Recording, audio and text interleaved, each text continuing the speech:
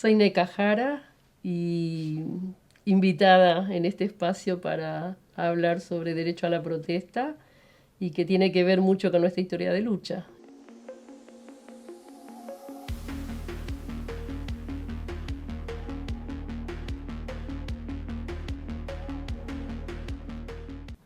El tema que vamos a tratar hoy es el derecho a la protesta y nuestra invitada para hablar sobre ello es Nélida Jara, más conocida como NECA, del Movimiento de Trabajadores Desocupados de Francisco Solano. Bueno, buen día a todas, a todos.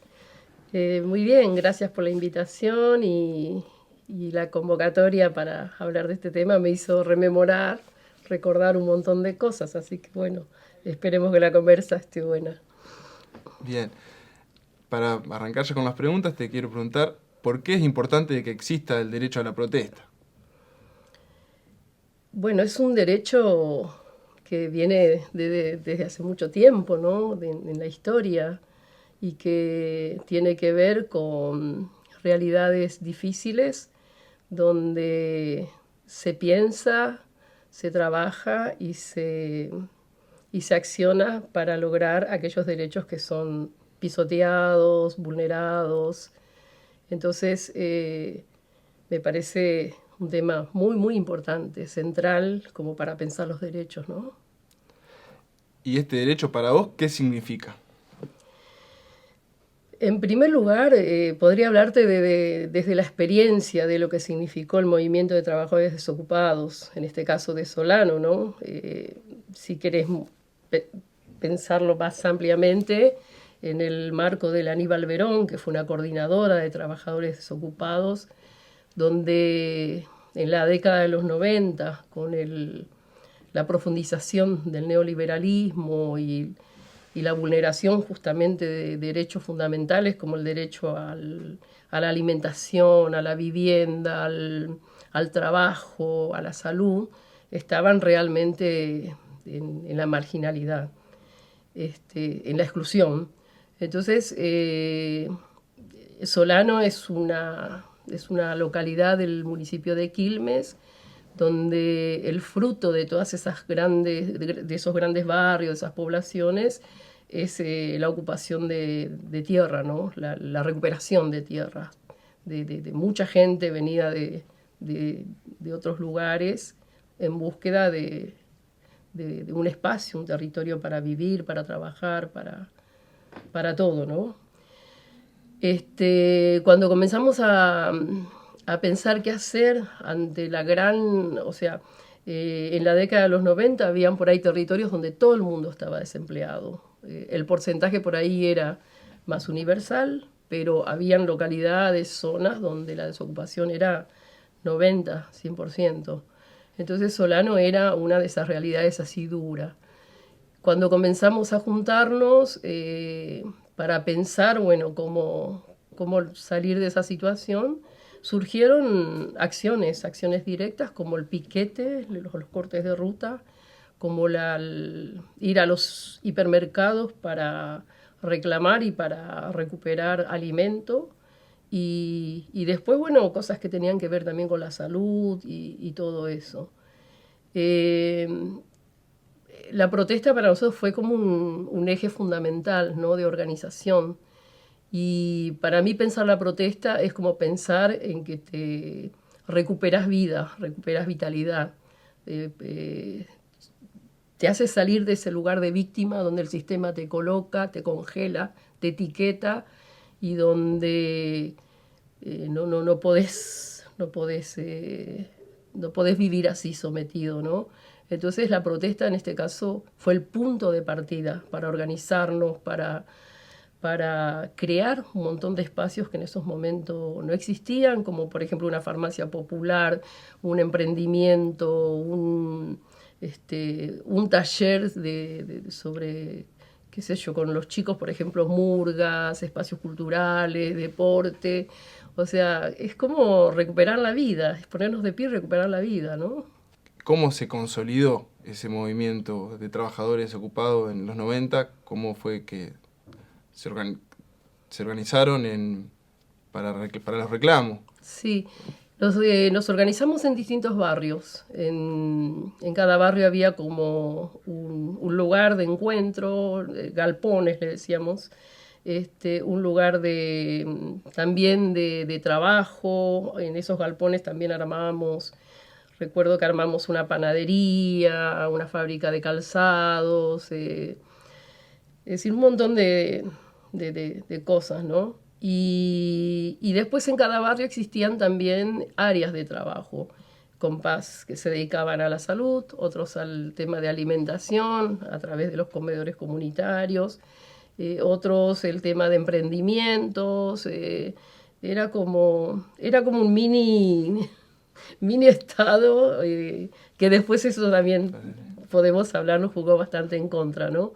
Porque terminamos por ahí con el tiempo también como, qué sé yo, algún grupo como los responsables de dar derecho, ¿no? Y la idea no era esa, la idea era reclamar al Estado y crear derechos. Porque si pensamos en términos de derechos, la Declaración de los Derechos Universales fueron pensados en el marco capitalista, fueron pensados es decir, para que el contrato social funcionara dentro de las lógicas del sistema. Entonces muchas veces este derecho hay que crearlo, por ejemplo el derecho a la justicia. Cuando pensábamos, por ejemplo, mucha gente que le cortaban la luz, que le cortaban el agua por no pagar, ahí teníamos que crear algo para que justamente estas personas, estas familias tuvieran este servicio.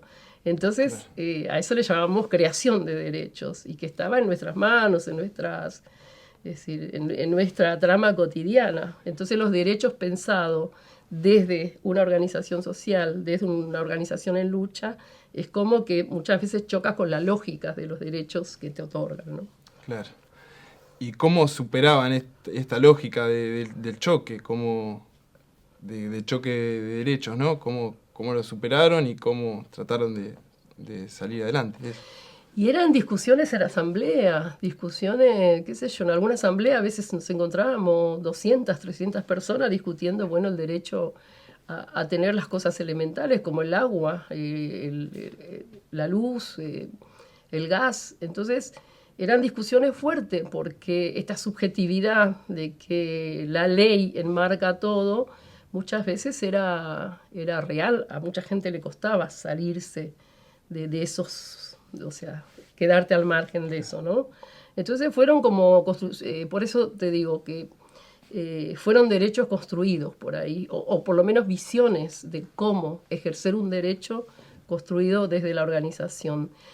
Y qué sé yo, eran asambleas, varias asambleas de discusiones, hasta que, qué sé yo, para poner la luz, por ejemplo, habían compañeros que sabían hacerlo, entonces se armaban con cuadrillas de trabajo que colocaban la luz y después había que armar cuadrillas de compás que defendieran eso cuando venían, por ejemplo, de la empresa a cortar. Entonces era toda una trama social donde el barrio se modificaba, donde muchas veces, creo que fue la década de los 90 fue un momento donde sentimos fuerte la ausencia de todo lo que es el Estado como institución, como garante, ¿no? Como que la vida circulaba muy cotidianamente en la trama barrial, ¿no? Y después nos organizábamos también, que es el derecho a la salud, por ejemplo. En primer momento fue comenzar a ver las urgencias, por ejemplo, las personas que tenían problemas de hipertensión, diabetes, cardíacas, era lograr conseguir el medicamento que esas personas tomaban de por vida. Después comenzamos a ver la necesidad de prevenir ciertas cosas. Entonces ahí entra en juego la alimentación, el tema de los laboratorios, y así fuimos creando farmacias populares, herboristerías, a practicar otras formas de salud, como acupunturas, y recuperando muchos saberes ancestrales que traían las personas que venían del campo, que eran realmente potentes y que daban mucho mejor resultado que por ahí tomando un medicamento, qué sé yo, el medicamento para la hipertensión que te termina jodiendo otras zonas del cuerpo, ¿no? Así que bueno, fue como un ensayo permanente de cómo construir la vida en medio de esa crisis, de esa trama. Bien. Y en los 90, ¿no? En esa época, ¿cómo se articulaban ustedes con otros movimientos? cómo era esa articulación y qué relación había. Y era muy interesante porque comenzamos a ver que, bueno, nosotros fuimos también producto de ese eco que venían de otras partes, como fue el Mosconi, Cutralcó, Jujuy. Entonces, creo que la creación de organizaciones y movimientos fueron resonando en distintos lugares, en distintos territorios, y fueron surgiendo muchos movimientos de desocupados. Entonces nos juntábamos a pensar cómo nos organizábamos en cada territorio. Habían como diferencias políticas, o sea, colores políticos diferentes, qué sé yo, estaban lo que se llamaban marxistas-leninistas, los peronistas, los autonomistas, era como una ensalada bien interesante, pero pudimos trabajar acuerdos muy básicos, unos puntos así de acuerdo donde esos puntos se respetaban, entonces convivíamos bien. Y después, bueno, discutíamos mucho las acciones directas, o sea, qué tipos de acciones, cómo hacerlas, cómo organizarlas para hacerlas. Y así creamos distintas coordinadoras. En principio funcionamos con 3 o 4 movimientos como Coordinadora Sur, después funcionamos como, o sea, hasta llegar al Aníbal Verón, que nucleó a 18 movimientos de desocupados de todo el país. Preguntarte también por qué la coordinadora se llama Aníbal Verón. ¿Por qué se llamó Aníbal Verón? Sí. ¿Por qué tiene ese nombre? En esos momentos para reivindicar y hacer resonar un poco lo que estaba pasando en Mosconi. Aníbal Verón fue asesinado en Tartagal en el marco de protestas de trabajadores de YPF que en ese momento habían cerrado la planta y que fue un lugar de lucha muy interesante, muy interesante. Tenía que ver con la defensa del trabajo, con la defensa de... O sea, todo el pueblo vivía de ese trabajo, entonces era la vida del pueblo, ¿no? Entonces hubieron muchos muertos en Mosconi, muchos muertos en torno a estas protestas y a nosotros nos resonó fuertemente y la decisión fue articular esa lucha, articular con ellos y Aníbal Verón significó eso, ¿sí? Era levantar un poco esa lucha, ¿no? Entonces, ahí comenzamos como, requería también de otros tiempos, de otras formas de organización, y fue bien interesante. Y me acuerdo de un criterio que a mí por lo menos me caló hondo, que era el tema de que no se imponía el movimiento más grande. Nosotros en un momento fuimos el movimiento más grande de la Verón, con más cantidad de gente, pero eso no nos daba el derecho a agarrarnos más reivindicaciones que otros que venían con otros movimientos que recién empezaban y eran más chicos. Entonces había como un sentido de justicia, desde buscar la igualdad, ¿no? Y yo creo que todos esos horizontes nos fue dando, por lo menos a nosotros, desde el pensar la autonomía, la horizontalidad, la democracia directa, y a partir de las necesidades también, es decir, nosotros por ser grandes no teníamos derecho a tener un montón de reivindicaciones y otros que eran más chiquitos a carecer de eso para poder avanzar y crecer, ¿no? Después, bueno, estaban criterios donde, en ese tiempo, donde decidimos que los que formábamos parte de esa coordinadora no podíamos ocupar puestos en el Estado, puestos públicos, o sea, para no irnos de esta lógica por ahí territorial, barrial, ¿no? No sé si estuvo bien o mal, pero es un criterio que funcionó mucho tiempo.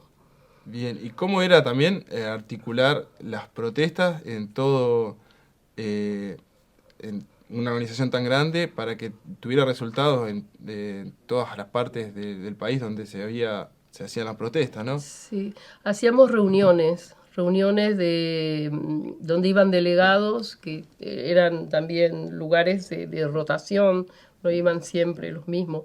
A veces por ahí se repetía, esto dependía también de cada organización. Claro. Nosotros rotábamos, otros movimientos también, y por ahí algunos otros no tenían como referentes permanentes, ¿no? Y entonces hacíamos muchos encuentros donde discutíamos la coyuntura, discutíamos políticamente, analizamos las acciones en ese contexto, cómo hacerlas.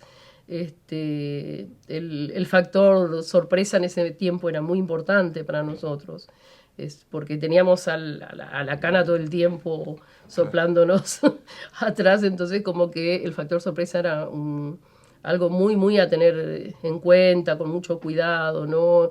El área de seguridad de los movimientos era súper importante. Cuando íbamos a hacer una acción directa había como chequeos previos, análisis también del lugar que íbamos a cortar, cómo eran los vecinos.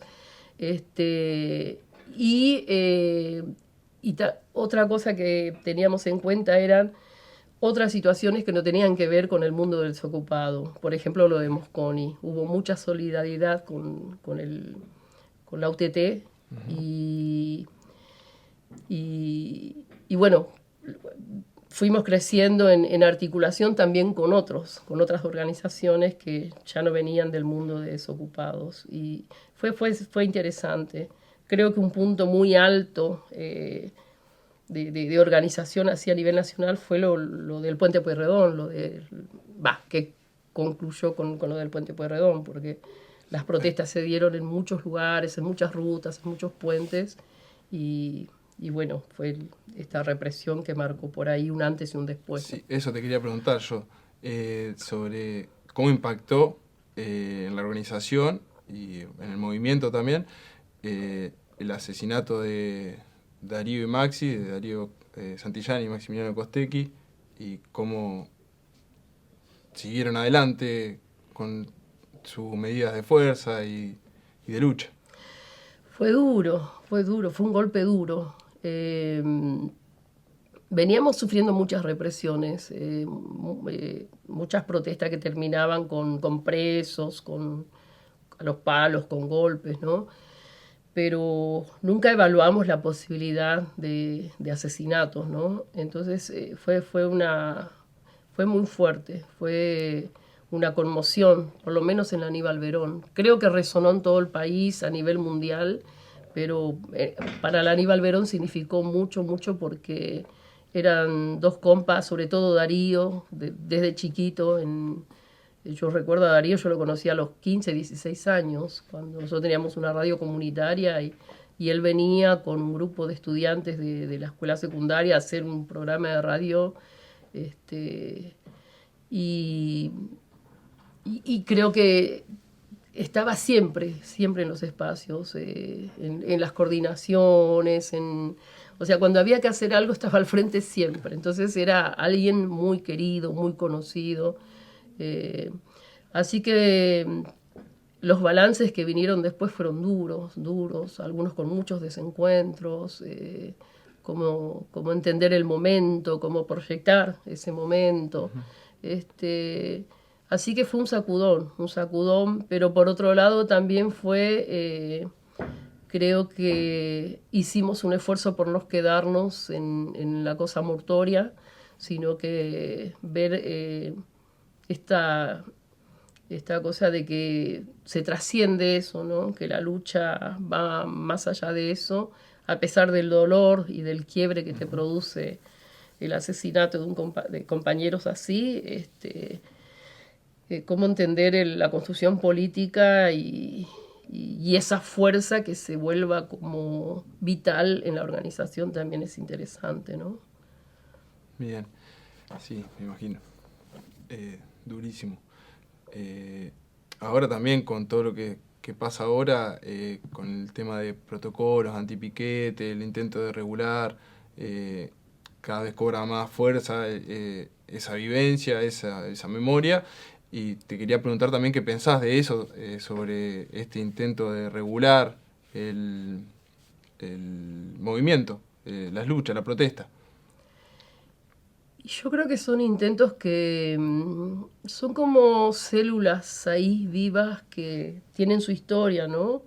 Me parece que son resabios de la dictadura militar que en algunos lugares prende más, en otros menos, en algunos sectores. y estamos en un momento muy crítico, me parece, porque esto es a nivel mundial. Eh, Creo que es una forma de dominación, de capitalismo salvaje eh, que golpea a nivel mundial, ¿no? A través de las guerras, estas formas de avasallar, ¿no? Y creo que Milei llega con esta lógica, ¿no? El gobierno de Milei tiene esta lógica de aniquilar, de aniquilamiento, que es muy semejante a lo bélico, a la guerra, ¿no? Y por otro lado también creo que estamos en un momento donde hay que pensar muchísimo qué hicimos todo este tiempo, con todo esto que fuimos construyendo en épocas anteriores, en los 90, 2001, qué nos pasó, ¿no? Porque está claro que Milei no llega de un día para otro y nos sorprende, sino que hay un terreno abonado para que eso pasara. Entonces me parece un momento muy crítico y donde se está haciendo muy difícil el encuentro para pensar, para construir, para, para articular, para proyectar, ¿no? Entonces creo que estamos atrapados en un momento donde hay que buscar salidas, reinventar la vida como se reinventó en otras épocas. Los 90 significaron eso para nosotros, reinventar la vida más allá de lo que estaba pasando a nivel coyuntural, ¿no? Si bien la coyuntura nos tiene que importar y hay que trabajar para que esto cambie, me parece que la creación de la lucha va por otro lado, ¿no? Bien, sí. Te quiero preguntar también, que hablas de cómo recuperar los movimientos previos y demás, sobre los movimientos previos también que hicieron posible el MTD, que surja, no sé, pienso por ahí en Curas del Tercer Mundo, en Jorge Novak, ¿qué otros movimientos encontrás en la historia del MTD también? Bueno, somos hijos de multiplicidades, de luchas, ¿no? Creo que nos marcaron mucho las luchas de las madres, la lucha de los derechos humanos. Nos marcaron mucho, bueno, muchos traían también eh, eh, la experiencia de los 70. También nos marcaron mucho los zapatistas, el MST de Brasil. Nosotros estudiamos mucho todo eso. Y después las revoluciones anteriores también significaron mucho. La revolución cubana, Nicaragua, todo después con sus análisis actuales, obviamente, pero como que fueron hitos en la historia que dejaron así momentos que me parece súper importante reeditarlos, no repetirlo mecánicamente, pero sí que nos ayudara a comprender un poco esta historicidad, esta forma de construir luchas, ¿no? Y después yo creo que el tema acá hubieron muchas formas de protesta que fueron importantes para nosotros. El tema, el escrache de los hijos, por ejemplo, esta manera de entender una justicia nueva, una justicia diferente. Bueno, la lucha de las madres, fábricas recuperadas, campesinos, teníamos mucha articulación en esos momentos también con el Mocase, con qué sé yo, con Sanón, con Brugman, todas las fábricas que fueron recuperándose, ¿no? Y yo creo que la lucha es eso. La transformación social viene a partir de esas luchas y sobre todo de la articulación de esas luchas, ¿no? O si no, la potencia se pierde. No estamos para momentos vanguardistas, me parece. Y no. Te quería preguntar también sobre cómo se puede por ahí, cómo se resiste ante el ataque constante de la opinión pública y de los medios hegemónicos el ataque a la protesta, ¿no? ¿Cómo se resiste eso y cómo se puede superar? Uh-huh. Y nosotros teníamos mucho cuestionamiento, no solo de los medios hegemónicos, sino también de cierta parte de la sociedad, ¿no? Muchas veces nos hemos encontrado qué sé yo una vez andaba por Francia, nos invitaban permanentemente a encuentros, charlas, y me acuerdo que un cuestionamiento muy fuerte fue de una mujer que quería viajar a París y estaba cortada la ruta y perdió el avión y bueno, eso, entonces el cuestionamiento era fuerte, ¿no? Estaba muy enojada. Entonces, pero estaba ahí, escuchando Claro. qué es lo que pasaba, ¿no?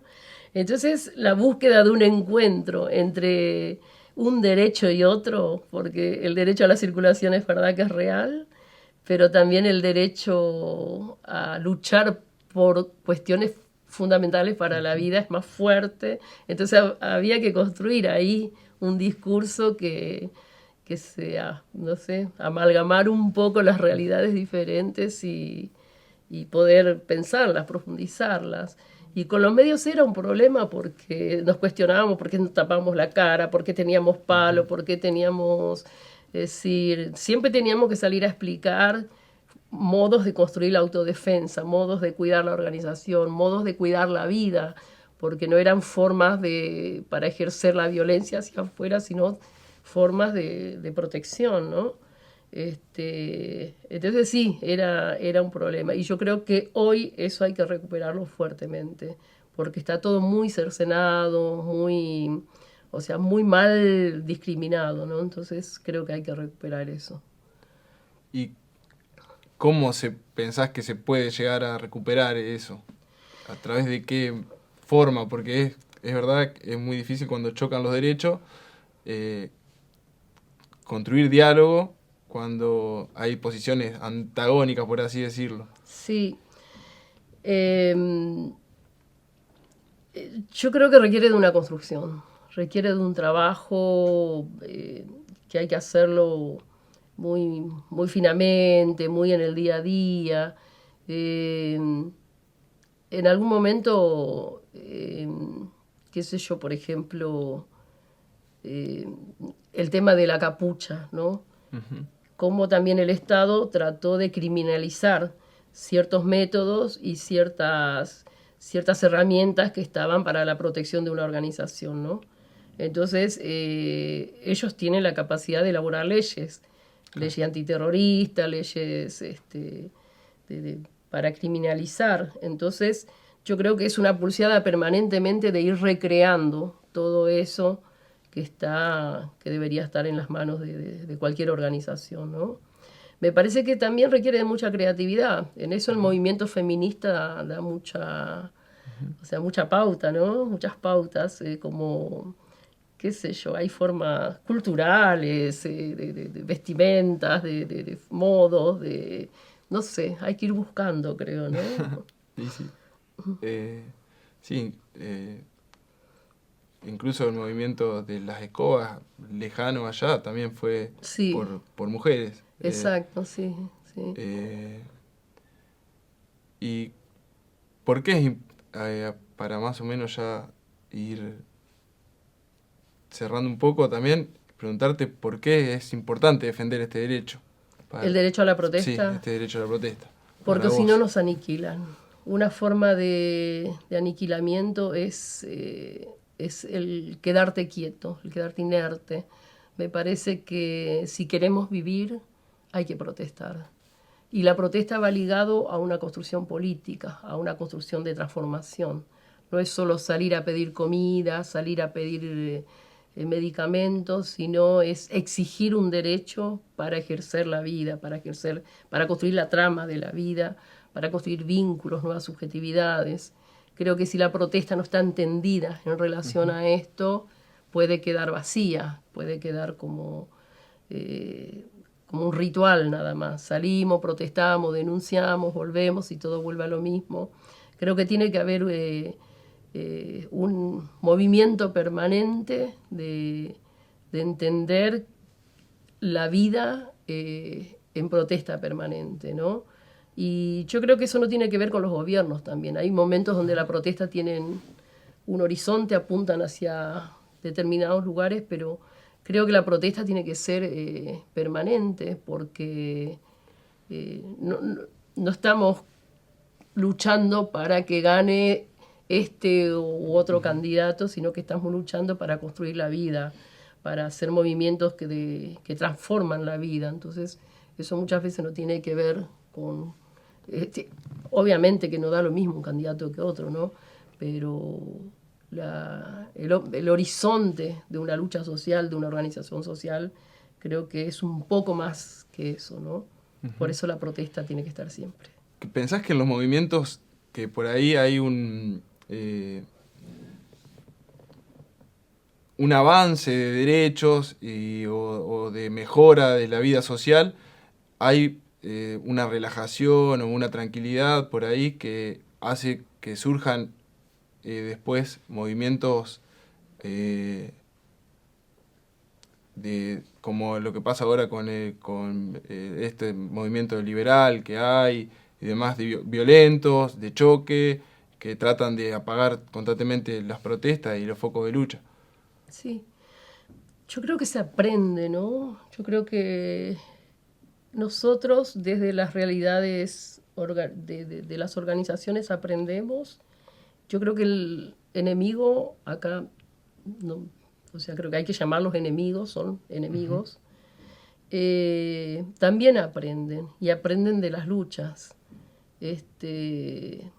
Nosotros hemos experimentado como después del 2001 el lenguaje de muchas organizaciones, la construcción de ideas de muchas organizaciones como que se generalizaron, como que no sé, comenzó a formar parte, sobre todo lo que tenía que ver con los derechos humanos, comenzó a formar parte también de lógica del Estado, ¿no? Entonces, me parece que es un aprendizaje permanente. Cuando vemos que el enemigo, que somos previsibles para el enemigo, creo que aquí hay que reformularse cosas. Bien. Y hay que recrear cosas. Entonces es una lucha permanente, por eso la protesta es permanente. Es decir, cuando aquel que es diferente a vos, antagónico a vos, se identifica con muchas cosas que tuvieron que ver con tu construcción, y ahí hay que empezar a revisar y a cuestionarse cosas. Y ahí hay que recrear. Entonces me parece que es cuestión de recrear todo el tiempo. Bien. Bueno, muchas gracias por tu testimonio, por tu recuerdo de toda la lucha que has pasado. Sí, por ahí me parece importante también decir que toda esta lucha no quedó atrás, sino que nosotros seguimos, que tiene que ver con creaciones nuevas, ¿no? Repensar la lucha en estos tiempos. Nosotros estamos mucho trabajando ahora con comunidades agroecológicas, con lógicas comunitarias, pensar la salud comunitariamente, pensar la alimentación comunitariamente, pensar el mundo comunitariamente. Entonces, creo que esos saberes de alguna manera lo reeditamos, lo actualizamos en formas nuevas, ¿no? ¿Y qué rol pensás que tiene la protesta en este mundo comunitario? Y mucho porque tiene que ver con la tierra, que la tierra es un bien de disputa en estos momentos muy fuerte. Tiene que ver con formas de alimentación que nos imponen desde afuera. Entonces, como que luchar contra el avance de los agrotóxicos, luchar contra los laboratorios, o sea, es una lucha que tiene que ver con la defensa de la vida por ahí mucho más grande, y por eso también es importante articular con otros movimientos que están haciendo lo mismo, ¿no? Bien. Sí, muchas gracias.